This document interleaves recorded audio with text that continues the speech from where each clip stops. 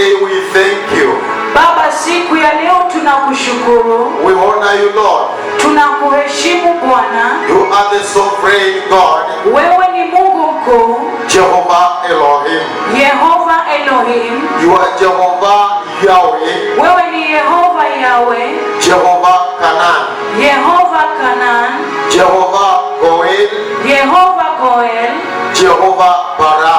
Yehova Bara.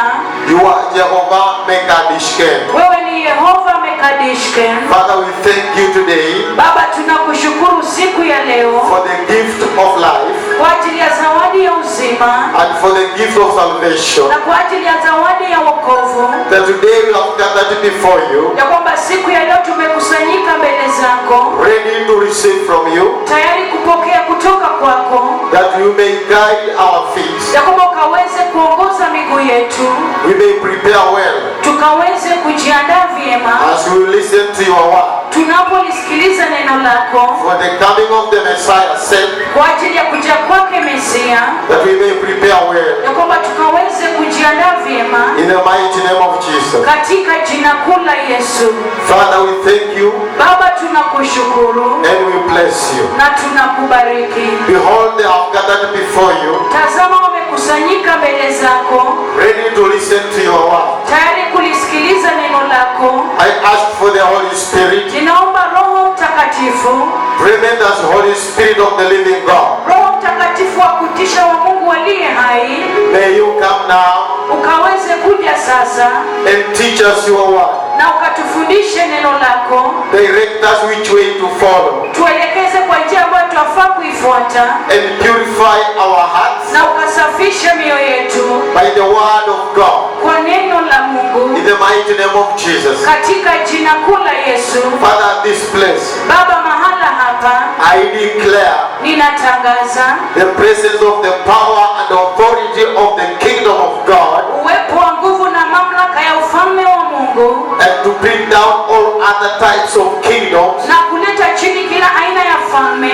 That only your kingdom ya kwamba ufalme wako tu may be reigned here. ukaweze kuinuliwa hapa, That you release the blood of Jesus, ya kwamba ukaachilie damu ya Yesu, our free gift, karama yetu iliyo bure, to sanctify our hearts, kuweza kusafisha mioyo yetu, to wash our souls, kusafisha nafsi zetu and cleanse our conscience, na kusafisha dhamira zetu, that we may be holy ya kwamba tukaweze kuwa watakatifu and righteous people na kuwa watu wa haki as we walk this walk, tunapotembea katika mtembeo huu, the Christian walk, mtembeo wa Ukristo, in the mighty name of Jesus. katika jina kuu la Yesu. Father, we thank you Baba, tunakushukuru and we bless you. na tunakubariki, For it is in the mighty name of Jesus. kwa kuwa ni katika jina kuu la Yesu. Father, we pray and believe. Baba, tunaomba na kuamini. Amen.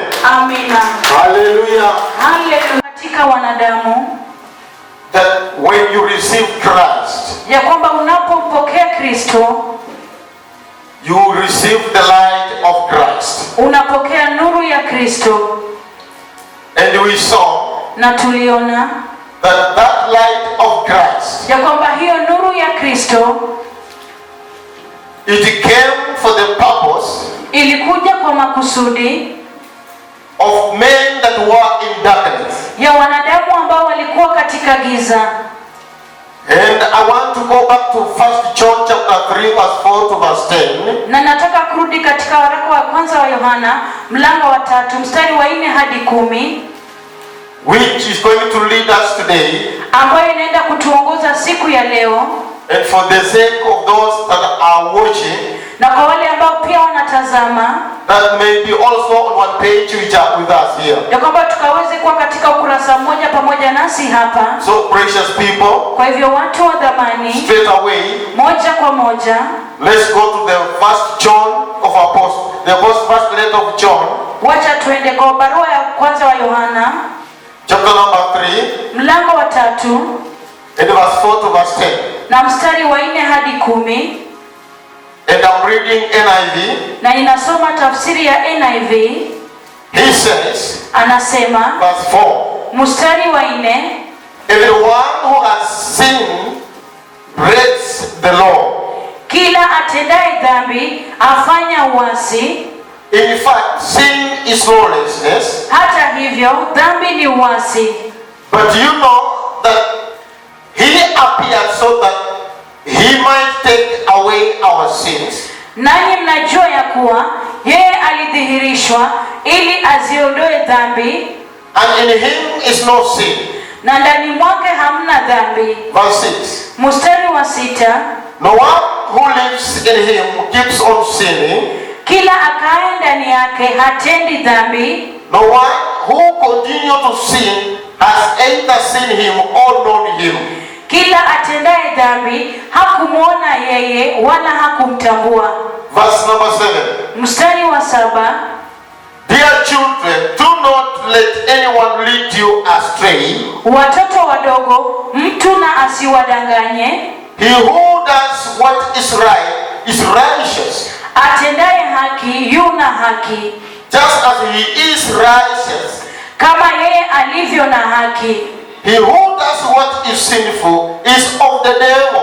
Atendaye dhambi ni wa ibilisi. Because the devil has been sinning from the beginning. Kwa kuwa ibilisi hutenda dhambi tangu mwanzo. And he says, na anasema, the reason the Son of Man, the Son of God, appeared was to destroy the devil's work. Kwa kusudi hili mwana wa Mungu alidhihirishwa ili azivunje kazi za ibilisi. Verse 9. Mstari wa 9. No one who is born of God will continue to sin. Kila mtu aliyezaliwa na Mungu hatendi dhambi. Because God's seed remains in him. Kwa sababu uzao wake wakaa ndani yake. He cannot go on sinning. Wala hawezi kutenda dhambi. Because he has been born of God. Kwa sababu amezaliwa kutokana na Mungu. Last verse 10. Ya mwisho mstari wa 10. This is how we know who the children of God are and who the children of the devil are. Katika hili watoto wa Mungu ni dhahiri na watoto wa ibilisi nao. Anyone who does not do what is right is not a child of God. Mtu yeyote asiyetenda haki hatokani na Mungu. Neither is anyone who does not love his brother. Wala yeye asiyempenda ndugu yake. So precious people, kwa hivyo watu wa dhamani, the reason why I've gone there, sababu ambayo nimeenda pale, is because ni kwa sababu of the worship in the church of Christ. Ya ibada katika kanisa la Kristo. Because time passed. Kwa sababu wakati ulipita. The church of Christ. Kanisa la Kristo. At first she received Jesus. Mara ya kwanza nilimpokea Yesu. And she became born again. Na akazaliwa upya. But one thing in her life. Lakini jambo moja katika maisha yake. Along the way in her Christian walking. Katikati ya njia katika mtembeo wake wa Ukristo. She reached a place. Alifika mahali. Where she deviated. Mahali ambapo aliondoka katika njia. From her Christian walking. Kutoka katika mtembeo wake wa Ukristo. And she started looking the things of the world. Na akaanza kutazama mambo ya ulimwengu. And you know. Na unajua. There's nothing good from the world to the church. Hakuna kitu kizuri kwa ulimwengu katika kanisa. And so. Na kwa hivyo. When you hear me talking about Christ as the star. Unaponisikia nikizungumzia Kristo kama nyota. Christ came. Kristo alikuja. To show the light. Kuonyesha nuru. To the church. Kwa kanisa. To the Christian. Kwa Wakristo. Because of the devil works in her life. Kwa sababu ya kazi ya shetani katika maisha yake. The church. Kanisa. Had no light. Halikuwa na nuru. And you know God. Na unajua Mungu. Sent Christ as the Messiah. Alimtuma Kristo kama Mesia. In a human form. Katika njia ya kibinadamu. And as he appeared. Ya kwamba atakapokuja. He was coming. Alikuwa anakuja. To atone. Kuweza kupatanisha. The humanity. Wanadamu. He was coming to atone. Alikuwa anakuja kupatanisha. The sin of the church. Dhambi za kanisa. Because. Kwa sababu. Without atonement. Bila upatanisho. Of the blood of Jesus. Ya damu ya Yesu. The church. Kanisa. You have not gotten the place. Alikuwa nimepata mahali. Before the eyes of God. Mbele ya macho Mwajua, in the beginning, hapo mwanzo God was seeking to handle, to take the attention, captive the attention of the church. Mungu alikuwa anatafuta kushika umakinifu wa kanisa, That to pull the church towards him. ya kwamba kulivuta kanisa kumwelekea yeye, That the church ya kwamba kanisa may worship God. likaweze kumwabudu Mungu. But instead of the church worshiping God, Lakini badala ya kanisa kumwabudu Mungu, the church began worshiping the things of the world. kanisa lilianza kuabudu vitu vya That's ulimwengu. why you see a history of God sending his servants in the Bible, the prophets. Hiyo ndio sababu unasikia historia katika Biblia, Mungu kuwatuma watumishi wake manabii katika Biblia. Whichever time he sent the prophet, Wakati wote ambao alituma manabii, he was aiming at the worship. alikuwa analenga ibada, That the church ya kwamba kanisa may change her worship likaweze kubadilisha ibada and yake begin worshiping Jehovah. na kuanza kumwabudu Yehova. Starting from Moses. Kuanzia kwa Mose, When Moses came, wakati Mose alikuja, he changed the worship alibadilisha ibada of Israelites. ya Waisraeli. They started worshiping up. Walianza kuabudu kule juu, They left worshiping down. waliacha kuabudu hapa chini. When you come to the prophet Elijah, Unapokuja kwa nabii Elijah, he changed the worship of Israel. alibadilisha ibada ya Israeli, And then Israel began worshiping Jehovah. hadi Israeli wakaanza kumwabudu Yehova, Because he had forgotten the worship Moses introduced to her. kwa sababu walikuwa wamesahau ibada ambayo Musa aliwaletea. And so when the prophet came, Kwa hiyo wakati manabii walikuja, they were coming sent to the children of God, walikuwa wamekuja kwa kitumwa kwa wana wa Mungu, aiming at the worship. wakilenga ibada, And when they brought that worship, na walipoleta hiyo ibada, the worship changed the entire life of the Israelites. ibada ilibadilisha maisha yote ya Waisraeli. And when you come to John the Baptist, Na unapokuja kwa Yohana Mbatizaji, the same will occur. vivyo hivyo naye, Because they had worshiping kwa sababu walikuwa na abudu the other things. mambo mengine. And when John the Baptist came, Na wakati Yohana Mbatizaji he alikuja, changed the worship. alibadilisha ibada And he said, na akasema, repent tubuni and prepare the way na mkaandae njia for the coming of the Lord. kwa ajili ya kuja kwake Bwana. That repentance, Hiyo toba it was about revival ilikuwa inahusiana na uvuvio in worshiping. katika ibada, And he changed na alibadilisha the entire life maisha yote of worship in Israel. ya ibada katika Israeli. And when you look at the apostles, Na unapowatazama even mitume, the Messiah himself, hata Mesia mwenyewe, even before we go to the apostles, hata kabla tuende kwa mitume, he said, anasema the time is at hand. wakati huu mkononi, Repent tubuni and believe the gospel na kanisa in the Israelites, katika Waisraeli, that they should begin worshiping ya kwamba yafaa waanze kuabudu horizontal. kuangalia juu. Hallelujah. Haleluya, Praise the Lord. Bwana So asifiwe. even Peter, Kwa hivyo hata Petro anahubiri and he asked the people, na akawauliza watu, have you received the Holy Spirit? je, mmempokea Roho? Hata hatujamsikia. Then he questioned them, Kisha akawauliza maswali, were you baptized? je, They mlibatizwa? said, yes, you were baptized. Walisema The baptism of John the Baptist. ubatizo wa Yohana Mbatizaji. Then you hear again Peter saying, Kisha unamsikia tena Petro akisema, now time has come. sasa wakati umefika, Repent you tubuni ninyi and be baptized na in mkabatizwe the name of Jesus. katika jina la It's Yesu. all about Yote ni kuhusu the revival. uvuvio. So, Kwa hivyo whenever God sent his servant wakati Mungu anawatuma watumishi to wake a nation, kwa taifa, to a generation, kwa kizazi, he's aiming at the worship. analenga ibada, He brings revival analeta uvuvio in the worship. katika ibada. So Jesus our Lord, Kwa hivyo Yesu Bwana wetu, the way John was recording jinsi ambavyo Yohana alinukuu in 1 John chapter 3, katika waraka wa Yohana that you have read there, ambayo tumesoma pale, you see, unaona he's talking about who has received Christ. inazungumzia kuhusu ni nani ambaye amempokea Kristo, And he says, na anasema because you have received Christ, kwa sababu umempokea Kristo you does not sin. hamtendi dhambi. When you sin, Unapotenda dhambi it means you inamaanisha are defeating from the true worship, unaondoka katika njia ya ibada ya kweli, then you are worshiping the other. kisha unaabudu nyingine. So I'm saying, Kwa hivyo ninasema because of the sin, kwa sababu ya hiyo God sent Christ as the Messiah Mungu alimtuma Kristo kama Mesia to come to atone for mankind. kuja kupatanisha wanadamu. And again, tena when he comes, anapokuja, he comes that he may die on the cross. anakuja ili afe msalabani, That which he did on the cross. ambaye alifanya pale msalabani. And when he died on the cross, Na anapokufa msalabani, he died for them.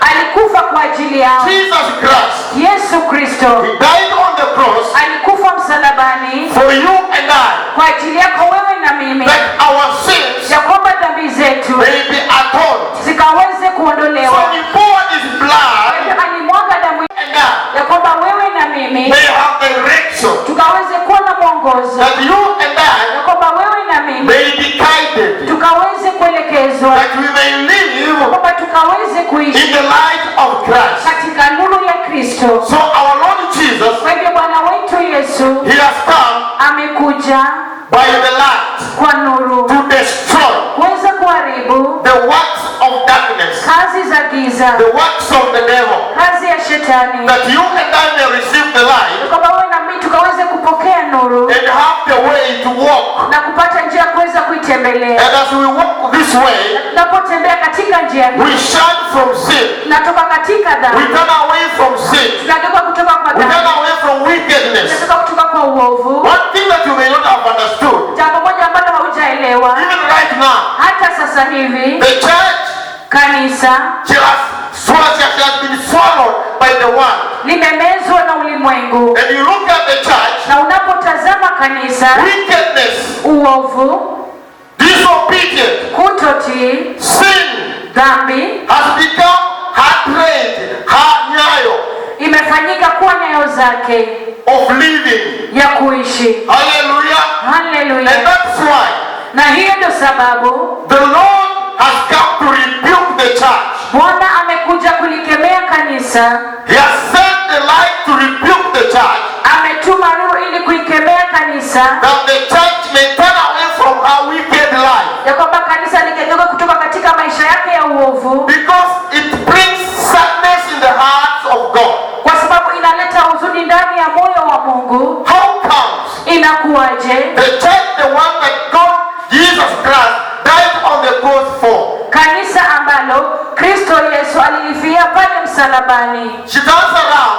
anageuka and she chooses wickedness na anachagua uovu to be her nyayo, her traits, kuwa nyayo zake, to live in her life. kuishi maishani mwake. And yet the Messiah Na ilhali Mesia went on the cross alienda msalabani and died on the cross na akafa msalabani, that you may be redeemed. ya kwamba ukaweze kukombolewa. He poured his blood on the cross Alimwaga damu yake msalabani for your redemption. kwa ajili ya ukombozi So wako. he's saying, Kwa hivyo anasema for this sake, kwa ajili ya hii, for this reason, kwa ajili ya sababu hii, the Son of God mwana wa Mungu came to destroy alikuja kuharibu the works of the devil. kazi ya shetani, Meaning kumaanisha that you and I may receive life, ya kwamba wewe na mimi tukaweze kupokea that we may nuru, walk in life, tukaweze kutembea katika nuru, that light ya kwamba hiyo nuru may direct us, ikaweze kutuongoza, may guide us again. ikaweze kutuelekeza tena. Mankind, Mwanadamu they were living under the darkness of the devil. walikuwa wanaishi chini ya giza ya shetani, They had nothing good hawakuwa na kitu chema that they would have presented before God. ambayo wangeweza kuleta mbele za Mungu. They were under captivity. Walikuwa chini ya umateka, They ate from the darkness of the devil. walikula kutoka kwa giza ya shetani. The devil took control of everything in their life. Shetani aliongoza kila kitu katika maisha yao, And so they belonged to the devil na kwa hivyo walikuwa ni wa shetani until the Messiah came. hadi Mesia akaja, Until Jesus appeared. hadi Yesu akaja. That's what we have read there. Hiyo ndio sababu ambayo tumesoma pale, That Jesus came ya kwamba Yesu alikuja to break kuweza kuvunja and break na kuvunja and destroy na kuharibu and uproot na kung'oa the dark works of the devil kazi za giza za shetani from our life as Christians. kutoka kwa maisha yetu kama So Wakristo. he says Kwa hivyo anasema that anyone who is in righteousness, that one means he is born of God. ya kwamba yote ambaye yuko katika uhaki amezaliwa kutokana na Mungu, But anyone who sins breaks the law. ya kwamba yote ambaye anatenda dhambi, I want to get you astray.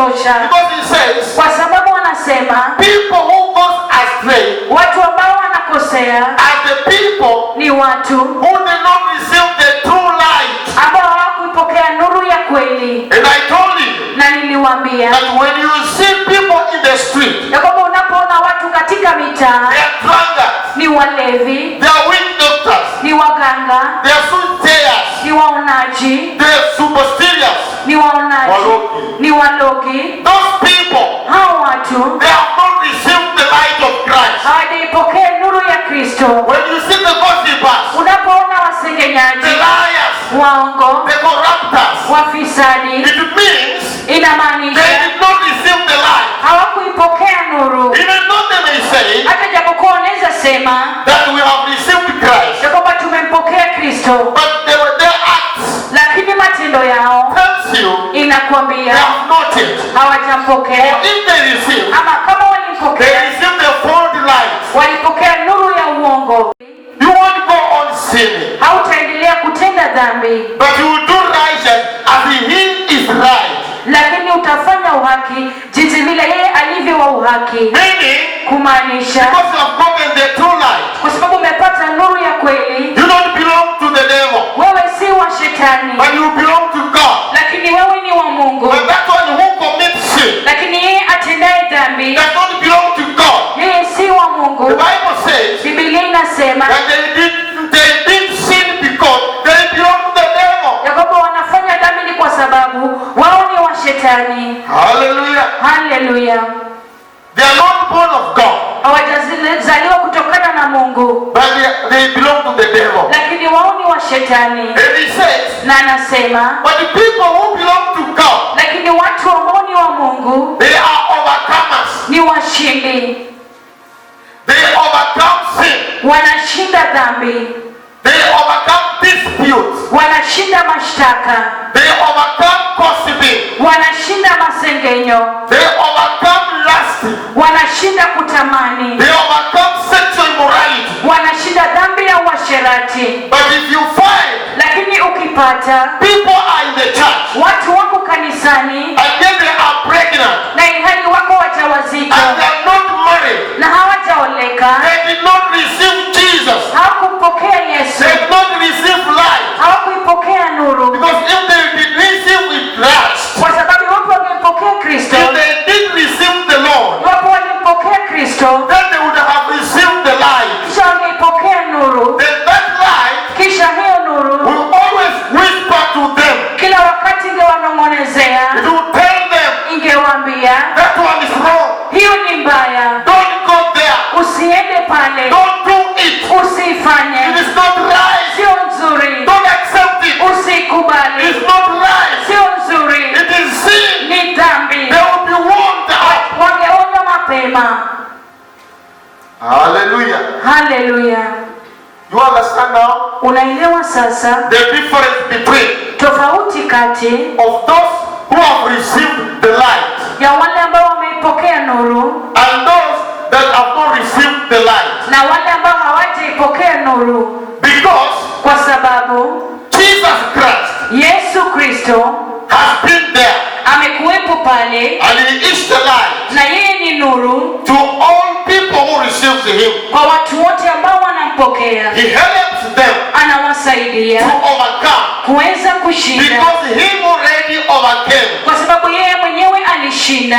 And those people that are under the devil, Na wale watu ambao wako chini ya shetani they cannot overcome sin hawawezi kushinda dhambi because they are under the devil. kwa sababu wako chini ya They are shetani, walking under darkness, wanatembea chini ya giza, but they are under the devil. lakini wako chini ya shetani. But those who are received Jesus, Lakini wale ambao wamempokea Yesu they are under the hands of God. wako chini ya mikono ya Mungu, And whatsoever they do, na chochote wakifanyacho God directs them. Mungu anawaongoza, God guides them. Mungu anawaelekeza, God corrects them. Mungu anawasahihisha, He fights for them. anawapigania, He helps them. anawasaidia, He protects them. anawalinda, He walks with them. anatembea pamoja They nao, are walking the light. wanatembea katika For nuru, they are under the hand of God. kwa kuwa wako chini ya mikono ya Mungu. Hallelujah. Haleluya!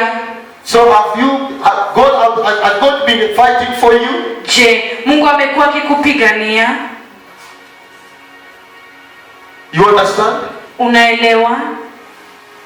You know, wickedness to be their trait of life. Unajua, wakati mwingine nimesema watu kwa sababu wamechagua uovu kuwa nyayo katika maisha yao, so they cannot be corrected. Kwa hivyo hawawezi kusahihishwa. When you try to correct, unapojaribu kuwasahihisha, for example, kwa mfano, somebody that is immoral, mtu ambaye ni mwasherati, when you go direct to correct, unapoenda moja kwa moja kumsahihisha, that person is full of pride. Huyo mtu amejawa na kiburi. He cannot be corrected. Hawezi kusahihishwa. When you look, if she's a lady, you look at her. Unapomtazama, iwapo ni dada, unapomtazama, she looks at you with a straight eyes. Anakutazama na uso ulionyooka. Hallelujah. Hallelujah. She's not ashamed. Haibiki of what he has done. ya kile ambacho amekifanya. When you ask, unapouliza, she all knows. Kila wakati anajua yote. There's no humbleness. Hakuna unyenyekevu. There's no that brokenness. Hakuna kule kuvunjika. Then that one tells you, kisha hiyo ya kuambia, she's under the darkness of the devil. Yuko chini ya giza ya shetani. But the children of God, lakini watoto wa Mungu, that have received the light, ambao wamepokea nuru, I want to tell you, nataka kukuambia, wherever they hear a rebuke, wakati wanasikia kukemeo, they broke down. Wanavunjika chini. They are humble. Ni wanyenyekevu. And when you look at them, na unapowatazama, they are ready to learn. Wako tayari kujifunza. They are teachable. Ni wale watu wa kufundishika. They are available. Wako tayari to be counseled. Wanapatikana ili kusahihishwa. To be directed. Kuelekezwa. Because of the light in them. Kwa sababu ya nuru iliyo ndani mwao. And when you look at them, na unapowatazama, it doesn't matter haijalishi whether a woman goes ahead of them naked. Iwapo mwanamke ataenda mbele zao wakiwa uchi, they will not fall down. Hawataanguka. Because they know. Kwa sababu wanajua. They have the light of Christ. Wanayo nuru ya Kristo. And the Holy Spirit in them. Na Roho Mtakatifu ndani mwao. Guided them. Anawaongoza. Warns them. Anawaelekeza. Tells them. Anawaambia. Don't go there. Usiende pale. Don't look at it. Usitazame. Don't listen to that. Usisikize hiyo. Return this side. Geuka njia hii. Go back to home. Enda nyumbani. Go pray. Enda omba. Go repent. Enda tubu. He says. Anasema. They are humble. Ni wanyenyekevu. Praise the living God. Mungu waishie asifiwe. Hallelujah somebody. Hallelujah mtu. That's why I gave you Jeremiah chapter 8. Hiyo ndio sababu niliwapa Yeremia mlango wa 8. God has been there always. Mungu amekuwepo pale kila wakati. In Jeremiah chapter 8 verse 6 to verse 9. Katika Yeremia mlango wa 8 mstari wa 6 hadi 9. God was asking a question. Mungu alikuwa anauliza swali. Because there was a contestation between Jeremiah and the house of Jacob. Kwa sababu kulikuwa na mabishano kati ya Yeremia na nyumba ya Yakobo. Jeremiah was trying to tell the children of Israel. Yeremia alikuwa anajaribu kuambia wana wa Israeli. The things that are not good before God. Mambo ambayo sio mazuri mbele za Mungu. He was trying to describe the sin of the house of Jacob. Alikuwa anajaribu kuelezea dhambi za nyumba ya Yakobo. But they were full of pride. Lakini walikuwa wamejawa na kiburi. Then he said, kisha anasema, God has waited. Mungu amengojea. He has listened attentively. Amesikiza kwa umakini. And he had heard from them what they say. Na amesikia kwa kile ambacho wanakisema. They ran out. Wanakimbia nje. And they perform sins. Na wanatenda dhambi. They come back and say, na wanakuja ndani na kusema, what have we done? Tumefanya nini? We cannot repent. Hatuwezi kutubu. We are righteous. Sisi ni wenye haki. And so Jeremiah na kwa hivyo Yeremia was framing her sin. alikuwa anaelezea hizo dhambi. And he was asking them, na alikuwa anawauliza, that please turn around. ya kwamba tafadhali geukeni. Turn around to back to God. Geukeni mkamrudie Mungu. And repent of your sins. na mkatubu dhambi zenyu. Because whatsoever you are doing, kwa sababu kile ambacho mwakifanya, right from your prophets, kutoka katika manabii wenyu, and your scribes, na katika waandishi wenyu wa habari, their pen has gone cold. Kalamu zao hazina wino. Hallelujah. Hallelujah.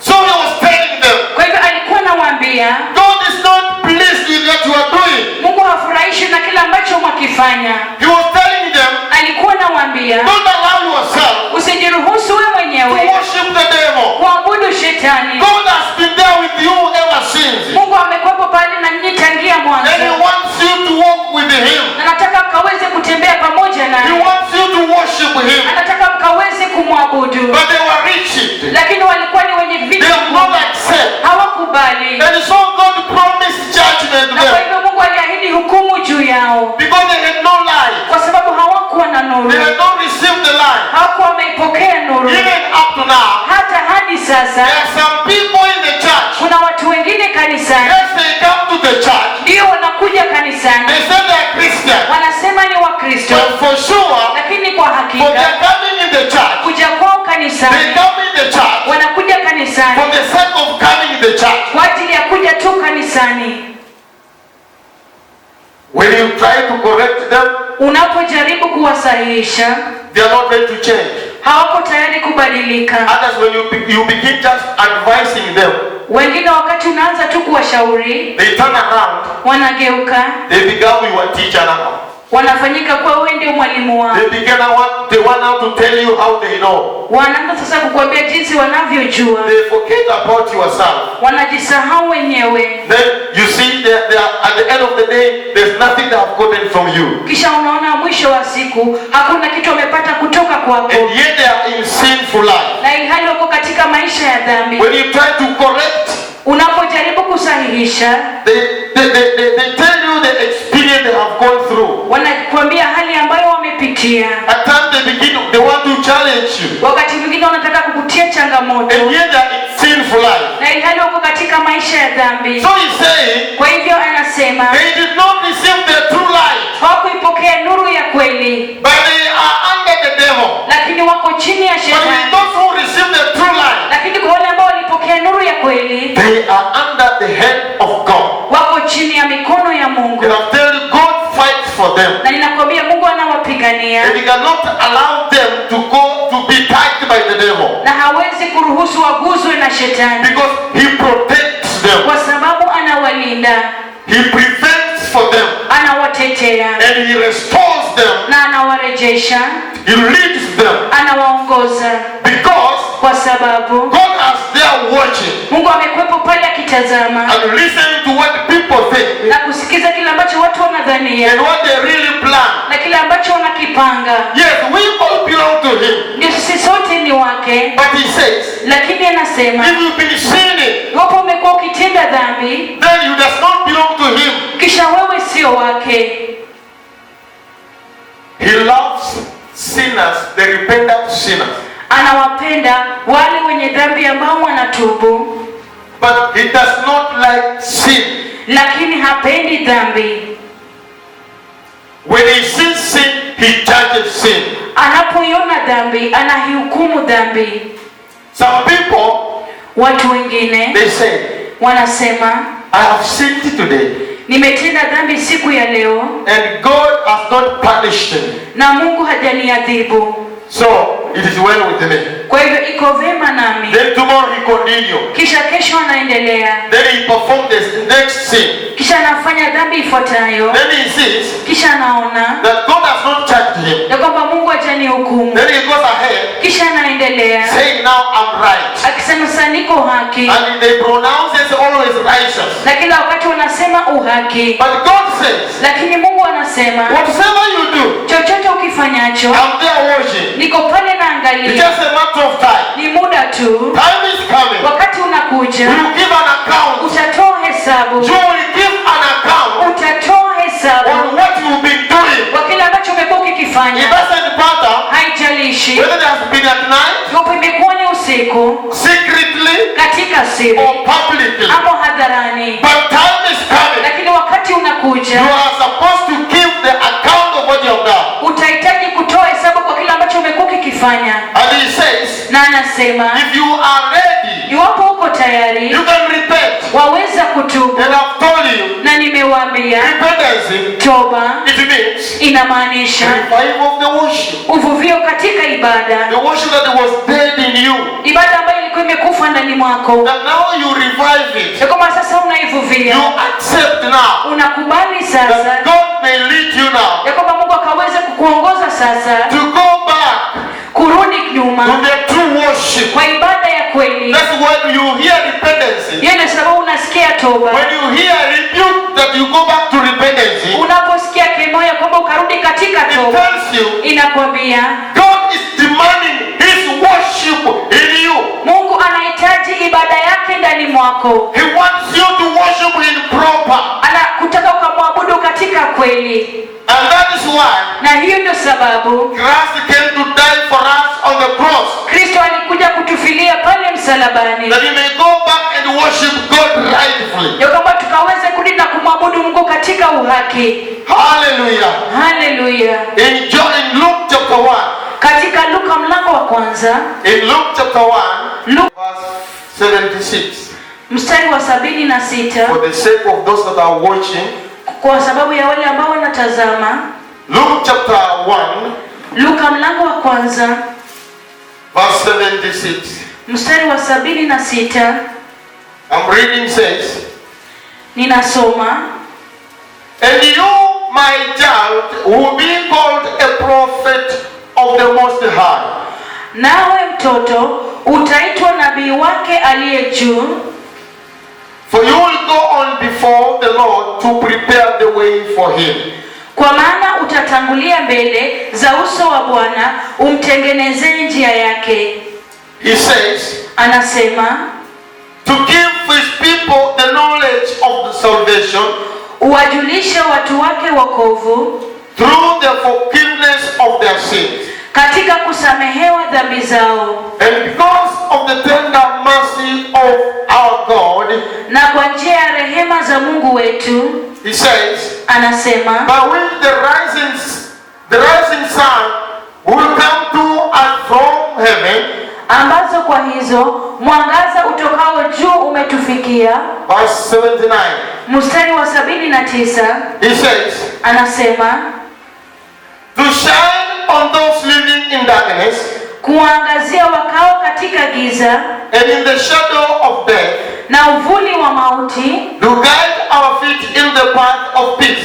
na kuiongoza miguu yetu kwenye njia ya amani. You hear what he's saying? Unasikia kile ambacho wanakisema? Because God has been there watching our walking. Kwa sababu Mungu amekuwa pale akitazama mtembeo wetu, And I have decided na sasa ameamua that we have to go back to the righteous way. ya kwamba yafaa turudi katika njia ya uhaki. And Jesus has been always there. Na Yesu amekuwepo pale kila wakati, In every generation, katika kila kizazi He has been there. amekuwepo pale. In our lifetime, Katika mtindo wetu wa maisha Jesus has been there. Yesu amekuwepo And pale, as He has been there, na wakati amekuwepo He pale has been looking the way, amekuwa akitazama njia, the way He can bring us back. njia ambayo anaweza kuturejesha. And so He comes to us, Kwa hivyo anatujia sisi and He walks with us, na anatembea pamoja nasi and He is among us, na yu kati yetu, that He brings us the light from heaven. kwamba anatuletea nuru kutoka mbinguni, That light from heaven na hiyo nuru kutoka mbinguni may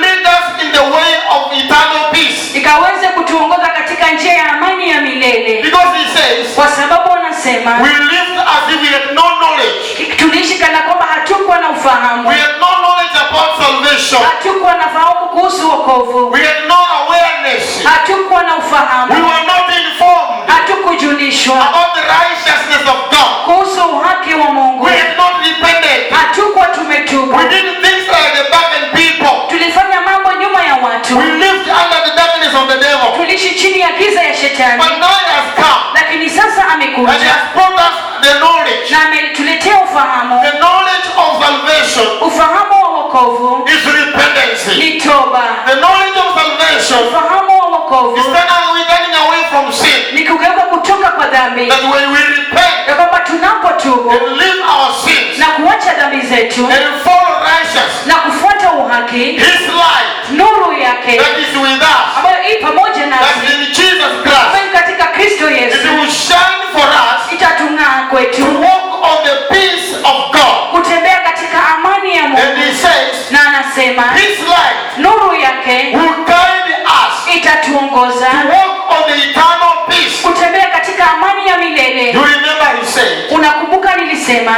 peace I give to you. amani ninawapa, Not like the peace of the world. sio kama amani ya ulimwengu, But the peace I give to you is eternal peace. lakini amani ambayo ninawapa ni amani ya milele. The peace that has no end. Ya kwamba ni amani isiyo na mwisho.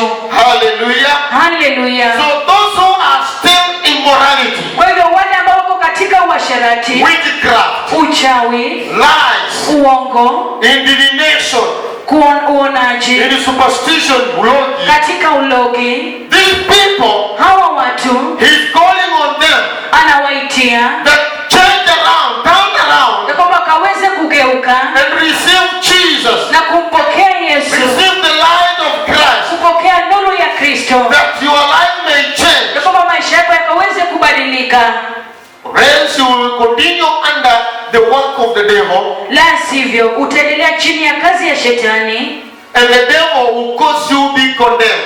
na shetani atakusababisha ukaweze kuhukumiwa. But for you that receive Jesus, Lakini kwa wewe ambaye umempokea Yesu, he says anasema that he will give you the light. ya kwamba atakupa nuru.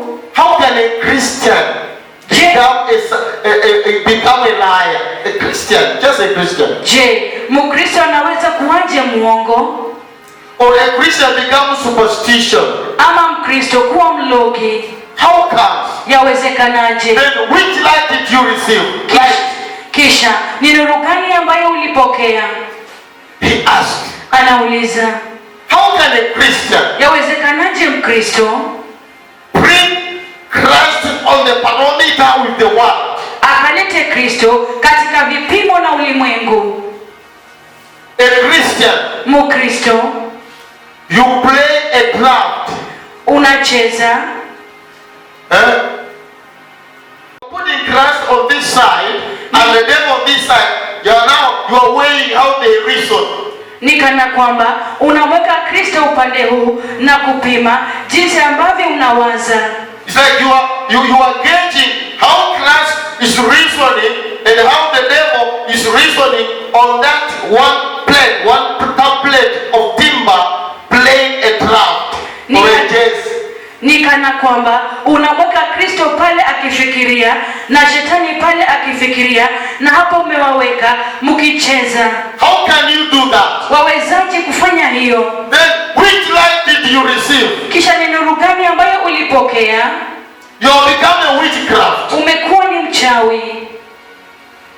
He says, Anasema if you really receive Jesus, iwapo kwa hakika ulimpokea Yesu, then he gives you light. kisha anakupa nuru, And the light that he gives to you, na nuru ambayo anakupa, that light has power hiyo nuru inayo nguvu to help you overcome kuweza kukusaidia ili ukaweze the kushinda things of the world. mambo ya ulimwengu.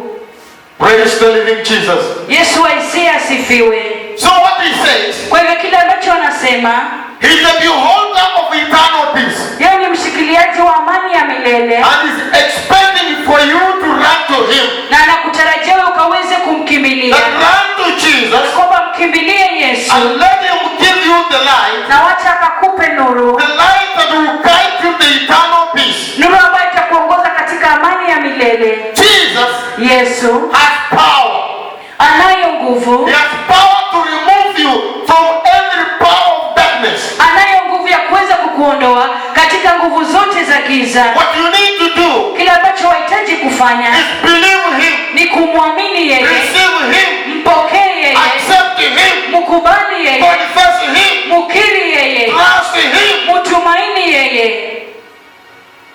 He has true power. Anayo nguvu za kweli, The power to change your life. nguvu za kubadilisha maisha yako. So if the church of Christ Kwa hivyo iwapo kanisa la Kristo can trust Jesus, inaweza kumtumaini Yesu, believe Jesus, kumwamini Yesu, receive Jesus, kumpokea Yesu, confess his lordship, kukiri ubwana wake, then he will give her the true power, kisha atampa nguvu za kweli, the true power to overcome the desire of the world. nguvu za kweli za kushinda tamaa ya ulimwengu. It doesn't matter Haijalishi how much darkness has covered your minds. ni giza aina zako, that you cannot understand, ya kwamba hauwezi kuelewa, that you see you are confused. ya kwamba unaona But umechanganyikiwa. Jesus has the true power, Lakini Yesu anayo nguvu za the kweli, power to change you, nguvu ya kuweza the kukubadilisha, power to remove you from confusion. nguvu ya kukuondoa katika Just kuchanganyikiwa. receive Jesus Wewe upokee Yesu as the true power, kama nguvu za kweli, and His power na nguvu zake is eternal power, ni nguvu za is milele, a divine power, ni nguvu za Mungu, the power from heaven, nguvu kutoka mbinguni. the power of Jesus Nguvu za Yesu delivers people, kuwakomboa watu, heals people, huwaponya watu, restores people, huwarejesha watu, destroys confusion in the minds of the church. inaharibu kuchanganyikiwa katika fikra za kanisa.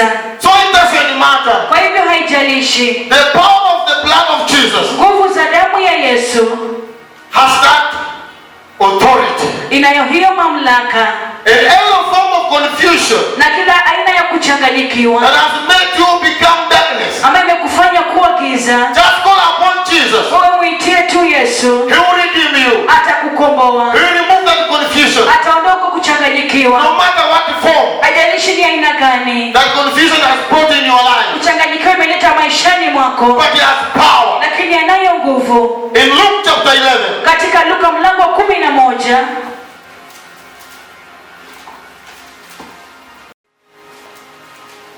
are we there? je, tuko pale? He says, verse 35, Anasema mstari wa 35, are we there? je, tuko pale? He says, Anasema, see to it then that the light within you is not darkness. angalia basi mwanga ulio ndani yako usije ukawa giza. Verse 36, Mstari wa 36, therefore, kwa hivyo if your whole body is full of light, basi kama mwanga. are we there? Je, tuko pale?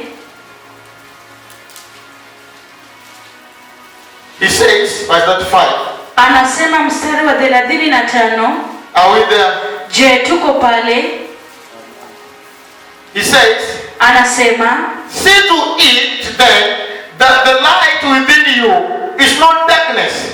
angalia basi mwanga ulio ndani yako usije ukawa giza. Verse 36, Mstari wa 36, therefore, kwa hivyo if your whole body is full of light, basi kama mwanga. I repeat, Ninarudia, verse 36, mstari wa 36, therefore, basi if your whole body is full of light, basi kama mwili wako wote umejaa nuru and no part of it dark, na hakuna giza ndani yake. he says, Anasema it will be completely light, mwili wako wote utakuwa na mwanga mtupu, as when the light of a lamp shines on you.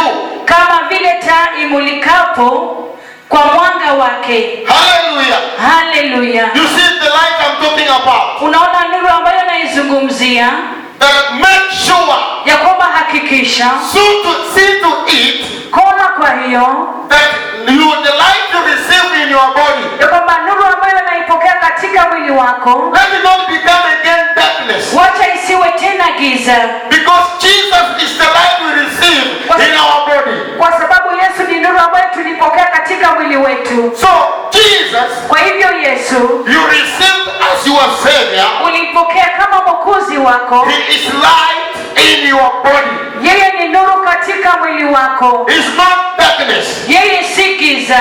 Because Jesus you received, Kwa sababu Yesu ulimpokea, He is light. yeye ni nuru. And He says, Na anasema if for really you received Jesus, iwapo kwa hakika ulimpokea Yesu which is the light, ambayo ni nuru, then kisha your eyes macho yako must be light. lazima iwe ni nuru, Your ears masikio yako must be light. lazima iwe ni nuru, Your mouth kinywa chako must be light. lazima iwe ni Your nuru, heart moyo wako must be light. lazima iwe That nuru, your entire body kwamba mwili wako wote becomes the light. ikafanyike kuwa nuru.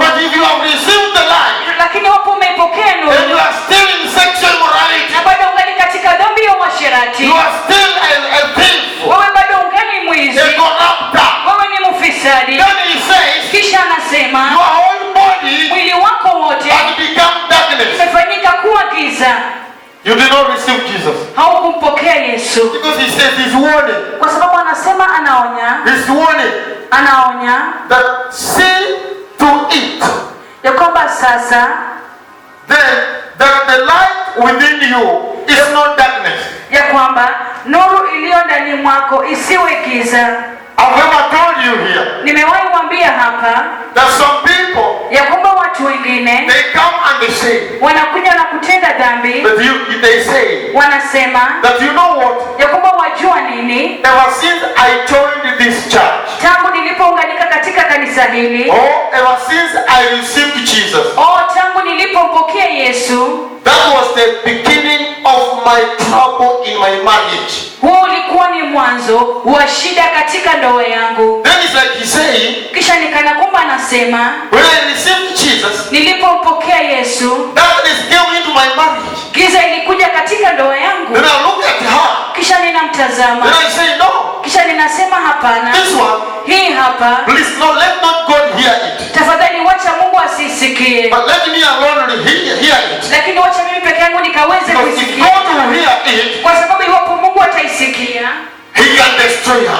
anaweza kumharibu. Then I ask her, Kisha ninamuuliza what happened then? nini ilifanyika basi As you received Jesus? ulipompokea Yesu? Then she said, Kisha anasema my mother-in-law, mama yangu mkwe, my husband, mume wangu, my in-laws, wakwe zangu they have come around against me. wamenikuja kinyume nami, They don't love me. hawanipendi, They have rejected me. wamenikataa Because kwa sababu I come to the church. ninakuja kanisani. Then I ask her, Kisha do you ninamuuliza, have the contacts of your husband? je, unayo namba ya mume wako? They say, yes, I have. Wanasema ndio ninayo. Then I call. Kisha ninapiga simu, Then I ask, how are you, sir?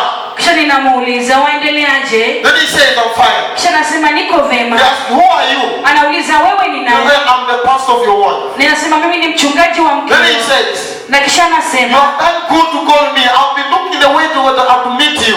umefanya vyema kunipigia, nimetafuta njia ya kuweza kukutana na wewe, Because I wonder, kwa sababu ninashangaa, does Christianity give authority the wife to call a husband a stupid?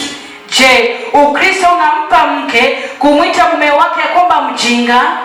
Then I ask, wow, what happened? Kisha ninashangaa, Then he explained kisha ninashangaa, nasema nini ilifanyika? Kisha anafafanua that your member, who is my wife, ya kwamba huyo mshirika wako ambao ni mke wangu just been abusing me, amekuwa akinitusi, calling my mother the devil, akimwita mama yangu shetani, calling my brothers, my sisters the devil.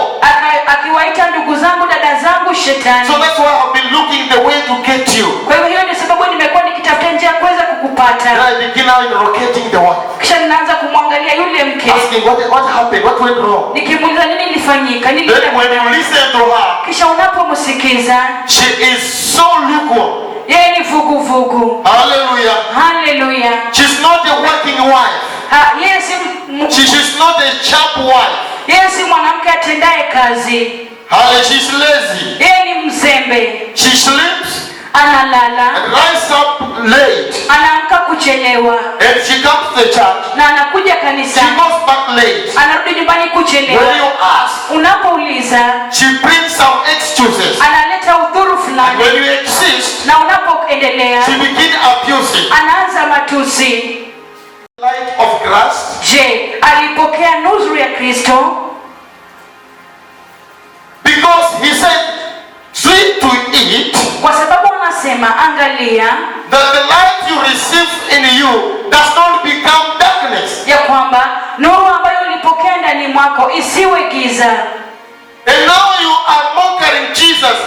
Na sasa unamtusi Yesu, You are abusing, you are blackmailing him. unampaka tope Yesu. If you are a Christian, Iwapo wewe ni Mkristo, you are the wife to somebody. wewe ni mke wa mtu, Please make sure tafadhali hakikisha you stand with your spouse. unasimama na mwenzako, You help your spouse. unamsaidia mwenzako. Make a timetable. Weka timetable, Place a very good time andika vizuri and wake up on time. na ukaifanyia kazi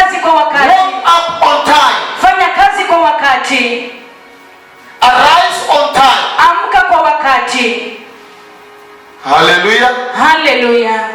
Do your things according to the timetable. Fanya kazi yako kulingana na wakati. So when you go to the church, Ili unapoenda kanisani, there's no complaints behind you. hakuna malalamiko nyuma yako. You are prepared to your family. Umeandaa familia You yako. are prepared to your spouse. Umeandaa mwenzako. When you go to worship, Unapoenda kuabudu, your worship is accepted before God. ibada yako inakubalika mbele za Mungu. You understand? Unaelewa? So he's saying, Kwa hivyo anasema Jesus you receive Yesu ulimpokea in your body katika mwili is wako, not darkness. sio giza. In fact, Hata hivyo, when you receive Jesus, unapompokea Yesu, you become civilized. unafanyika mtu wa kweli, You become reasonable. unafanyika wa You kufikiria become vyema, dependable. unafanyika wa You kutegemewa, become the light. unafanyika kuwa You nuru, shine before men. unang'aa mbele za That wanadamu, people may see the light of Christ. kwamba watu wakaone nuru ya Kristo, That they worship and glorify your Father who is in heaven. na kwamba ukamwabudu na kumtukuza Baba yako aliye mbinguni.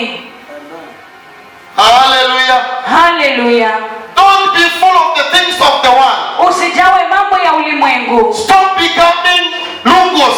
Koma kufanyika kuwa vuguvugu. Stop becoming low person. Koma kufanyika mtu wa chini. Be a very steady, very person, very directive person. Kuwa mtu wa kweli. Hallelujah. Haleluya. In Hebrews chapter 12, Katika Waebrania mlango wa 12, I'm almost to finish. niko karibu kumaliza. This is my last scripture. Chapter 12, Waebrania mlango wa 12 from verse 1.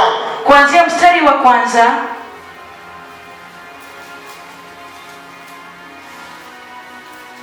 He says, Anasema,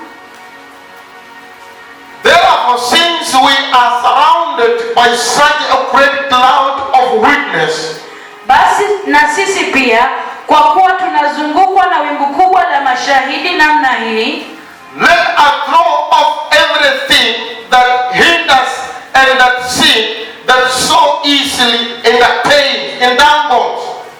na tuweke kando kila mzigo mzito na dhambi ile ituzingayo kwa upesi, And let us run with perseverance the race marked out for us. na tupige mbio kwa zaburi katika yale mashindano yaliyowekwa mbele yetu. And he says verse 2, Na anasema mstari wa pili, let us fix our eyes on Jesus, tukimtazama Yesu, the author and the perfecter of our faith. mwenye kuanzisha na mwenye kutimiza imani yetu. You see what he's saying? Unaona kile anachokisema? That because we are now under the cloud is paying the witness over our life as a Christian. Ya kwamba kwa sababu tumezungukwa na wingu kubwa la mashahidi, And now we are being surrounded. na sasa tumezungukwa. He says, Anasema let us shake off, wacha tuondoe, put aside tuweke kando any other things that can make us become sinners, chochote ambacho kinaweza kutufanya sisi kuwa wenye dhambi, that can entangle us in the things of the world. ambayo inaweza kutufinya katika mambo ya ulimwengu. And he says, Na anasema but let us run with perseverance lakini wacha tukimbie kwa zaburi, the race marked out for us. mbio ambayo iliwekwa mbele zetu. This race that has marked out for us Haya mashindano yaliyo mbele zetu is our salvation. ni wokovu wetu, Our faith in our salvation imani yetu katika wokovu wetu is to overcome. ni kuweza kushinda, That you persevere ya kwamba ukavumilie in loving, katika kupenda, in hope, katika tumaini, in forgiving, katika kusamehe, in repentance, katika toba, in walking righteously katika kutembea katika uhaki, until you overcome. hadi ukashinde. Because this is the life Kwa sababu hii ni maisha that you will be set ahead of you. ambayo imewekwa mbele yako. So he says you have to make sure you overcome. Kwa hivyo anasema lazima uhakikishe unashinda, You make sure you persevere. uhakikishe unavumilia. When somebody speaks ill of you, Wakati mtu anaongea vibaya kukuhusu, you forgive, unasamehea, you persevere. unavumilia. You don't allow the things of the world entangle your set up life. God has set ahead ulimwengu kuweza kukufinyilia kulingana ama kuhusu mambo ambayo Mungu ameweka mbele zako. No. Hapana. He says, anasema, and let us fix our eyes on Jesus, na wacha tukaweke macho yetu kwa Yesu, the author and the perfecter of our faith, mwanzilishi na mtimilizi wa imani yetu, who for the joy set before him endured the cross, ambaye kwa ajili ya furaha iliyowekwa mbele yake aliustahimili msalaba, scorning its shame, na kuidharau aibu yake, and sat down on the right hand of the throne of God. naye ameketi mkono wa kuume wa kiti cha enzi cha Mungu. So Jesus is measured in the church. Kwa hivyo Yesu ni mkuu kanisani. He is the head of the church. Yeye ni kichwa cha kanisa. He was first the resurrector of all the dead. Alifufuliwa kati ya wafu wote. The dead did not hold him back. Kifo hakimshikilia, Meaning, kumaanisha he is the first one from those that are asleep. yeye ni mzaliwa wa kwanza kwa wale ambao wamelala. So he is the only our picture. Kwa hivyo ni taswira yetu tu, That he is the resurrector, our image of God. ya kwamba aliyefufuka umbo la Mungu, And he was tempted. na alijaribiwa And he overcame. na akashinda. He overcame all trials Alishinda majaribio yote and all temptation. na majaribio yote. So if you have the spirit of Christ, Kwa hivyo iwapo una roho wa Kristo, you will be tempted. utajaribiwa. If you have received Jesus Christ Iwapo umempokea Kristo and you Yesu have the spirit of Christ in you, na unayo roho ya Kristo ndani and you yako, rise up, you walk in salvation. na unainuka na kutembea katika wokovu, There is trial kunayo majaribu and there is temptation. na kunayo majaribu pia. Mtimizaji wa imani yetu He says, anasema, as he overcame temptation alipoyashinda majaribu and overcame trials, na akashinda majaribu yote, we too must overcome. sisi pia lazima tushinde, Because he is our image. kwa sababu yeye ni taswira yetu, The only firstborn from those who are asleep. mzaliwa wa kwanza pekee kwa wale ambao wamelala, Our true image taswira yetu ya kipekee that we have to look at and make use of it. ambayo tunafaa kuitazama na kuweza kuitumia. He says, Anasema in our Christian walk, katika mtembeo wetu wa Kristo, because we have received Jesus, kwa sababu tumempokea Yesu and Jesus is our image, na Yesu ni taswira yetu, and we walk in our na salvation, tutatembea katika wokovu we wetu, must expect trials. lazima tutarajie We must majaribio, expect temptations. lazima tutarajie majaribio. Those are there to make us mature. Hayo kwa pale kufanya tukaweze kukomaa, They make us understand na kufanya tukaweze that kuelewa on this walk, ya kwamba katika mtembeo huu there is no joke. hakuna mzaha, It's full of seriousness. imejaa kumaanisha. But if you have the spirit of Jesus in Lakini you, una roho ya Kristo ndani you mwako, will overcome. utashinda. And the Holy Spirit of Na God Roho Mtakatifu wa Mungu that helps you, ambaye anakusaidia, he says, anasema you start walking right. wewe anza kutembea katika Then uhaki, the Holy Spirit, kisha Roho the Mtakatifu, Spirit of the living God, Roho Mtakatifu wa Mungu aliye will hai take over now. atachukua ushukani Don't sasa, get all of everything. ataongoza kila He will kitu, give you power. atakupa He nguvu, will give you authority. atakupa You will mamlaka, overcome temptation. utashinda You will majaribu, overcome trials. utashinda majaribu You will yote, stand as Jesus. utasimama kusema You will Yesu, overcome. utashinda. Hallelujah. Haleluya, Hallelujah. haleluya. Our Lord Jesus Bwana wetu Yesu has the true power. anayo nguvu ya kweli, The power to overcome temptation. nguvu za kushinda majaribu. Whether a man look at you with the lustful eyes, Iwe mwanaume akutazame na macho ya kutamani, you know that this one are trials. utajua hii ni majaribio, And the Holy Spirit will tell you, na Roho Mtakatifu atakwambia this one's nonsense. hii ni It's upuzi, the work of the devil. ni kazi ya You shetani. tell him, devil, Utamwambia shetani, get behind of me. rudi nyuma yangu, I know with Jesus. najua niko pamoja na And it's Yesu. my image. Yeye ni umbo The langu, only image of God the Father. umbo pekee la Mungu Baba, Firstborn from those who are asleep. mzaliwa wa kwanza kwa wale ambao wamelala. He is the victorious. Yeye ni wa ushindi, I'm also overcoming you. pia ninakushinda, And by the power in the name of na Jesus, kwa nguvu ya jina la Yesu you never rebuke you. utasema shetani nakukemea, Away from my way. toka kwangu. Hallelujah. Haleluya. But you see some men, Lakini naona wanaume wengine when they see a woman, wanapomwona mwanamke he just fall down himself. anaanguka tu mwenyewe. That means Hiyo inamaanisha he did not receive Jesus. hakumpokea Yesu. He lost the light of Christ. Anakosa nuru ya Kristo. How can a lady make you fall? Je, mwanamke anaweza kufanyaje ukaweze kuanguka? Just mwanamke to look at you just fall down. Mwanamke tu kukuangalia na unaanguka. Yeah. How comes? Yawezekanaje? Then you are still the devil, under the power of the devil.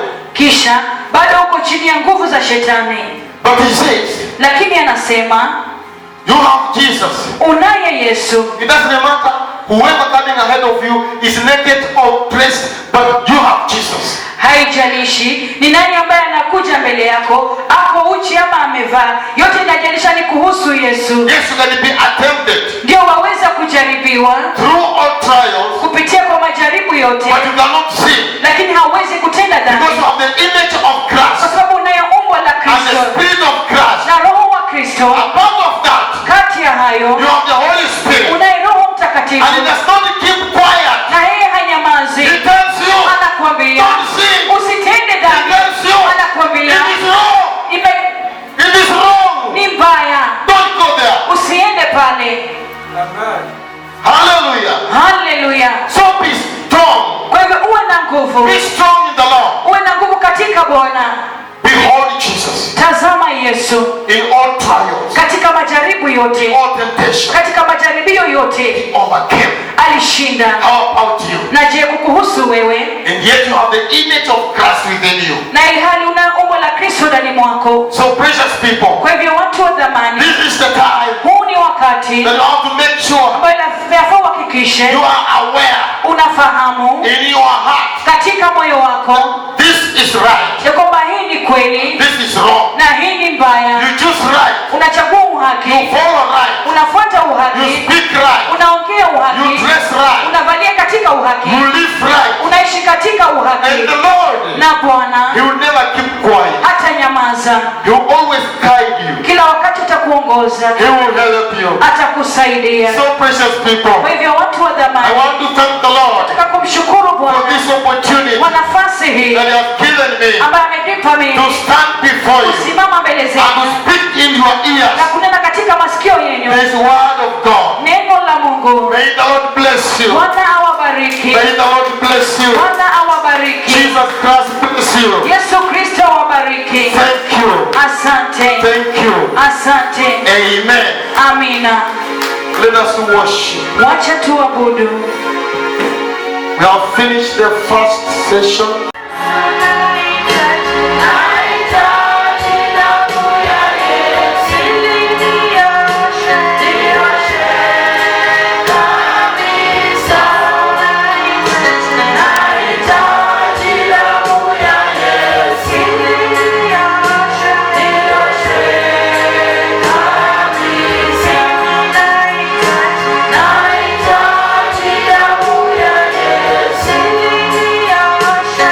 Yes.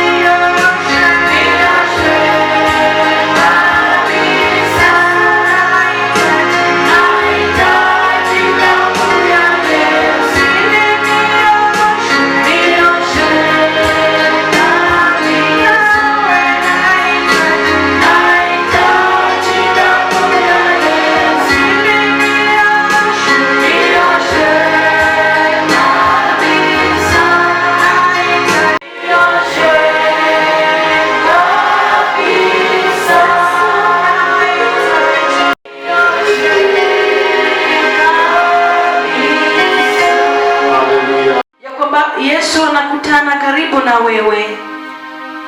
Mighty Father, in the name of Jesus.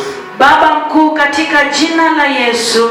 Father, I thank you for your word. Baba, ninakushukuru kwa neno lako. And I thank you for the viewers and the listeners. Na ninakushukuru kwa watazamaji na wasikilizaji. Father, I know you know there are challenges in the life. Baba, najua wajua changamoto zao katika maisha yao. But here I stand under the feet of the priesthood. Lakini hapa nasimama katika miguu ya ukuhani. Father, I ask you to release your mercy. Baba, ninakuomba ukaachilie rehema zako. Because your word has promised us tonight. Kwa sababu neno lako limetuahidi siku ya leo. That you have the power to deliver. Ya kwamba unazo nguvu za kuweza kukomboa. You have the power to restore. Unazo nguvu za kurejesha. You have the power to heal. Unazo nguvu za kuponya.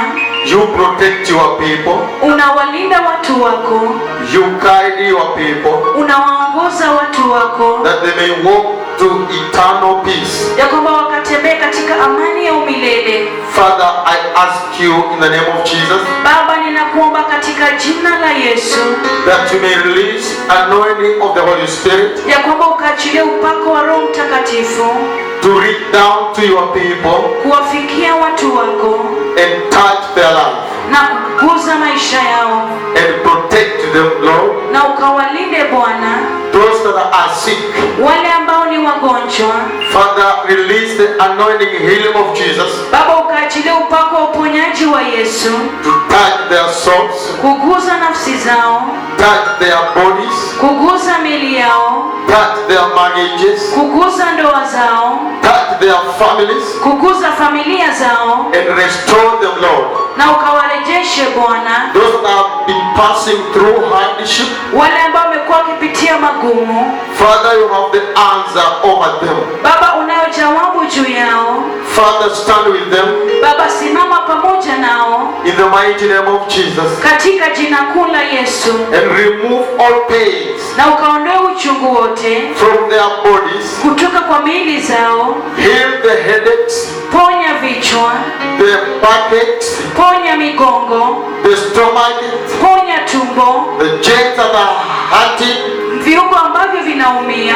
Father, remember your people. Baba, kumbuka watu wako. And set them free. Na ukawaweke huru. And in the mighty name of Jesus. Na katika jina kuu la Yesu. I declare the healings of the Lord. Natangaza uponyaji wa Bwana. To reach you now. Kuwafikia sasa. And receive your part. Na ukapokea sehemu yako. Receive your healing. Pokea uponyaji wako. Receive your restoration. Pokea urejesho wako. Receive your blessings. Pokea baraka zako. That you may walk proudly in the name of Jesus. Yakobo ukaweze kutembea kwa furaha katika jina la In Yesu. the name of Jesus. Katika jina la Yesu. Father, I thank you. Baba, ninakushukuru For your holy word. kwa jina lako There takatifu. are those that are longing to stand firm. Kuna wale ambao wanatamani kusimama imara. You have been always following down. Kila wakati wamekuwa wakianguka. Temptation and trials in their life. Majaribu na kila wakati majaribu. But Father, you have the power. Lakini Baba, unazo nguvu. Restore them now. Warejeshe sasa. Bless them with your faith. Wabariki na imani yako. Bless them with the wisdom of your word. Wabariki na hekima ya neno In the lako. mighty name of Jesus. Katika jina kuu la Yesu. Father, I thank you. Baba, And ninakushukuru I bless you. na ninakubariki. In the mighty name of Jesus. Katika jina kuu la Yesu.